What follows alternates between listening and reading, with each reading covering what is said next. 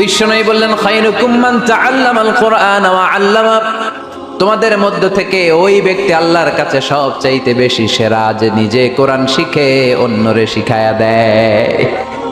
আপনি কোরআন শিখলে আপনি সেরা, আবার আপনি যদি শিখায়া দেন তবেও আপনি সেরা। এজন্য কোরআন শিখানোর চেয়ে শ্রেষ্ঠ কাজ হয় না। আপনি যদি কাউরে শুধু সূরা ফাতিহাটা শিখান, কোন সূরা, ওই লোক যতবার জীবনে সূরা ফাতিহা পড়বে তার একটা পার্সেন্টেজ সওয়াব আমলনামায় আপনার আছে না নাই? আবার ওই লোক যদি কাউরে এই সূরা ফাতিহাটা শিখায়, আবার যারে শিখালে এ যদি আবার আরেকজনরে শিখায়, এভাবে যত জনকে শিখাবে প্রত্যেকের সওয়াব থেকে একটা পার্সেন্টেজ সওয়াব আপনার আমলনামায় দিয়ে দিবে কে?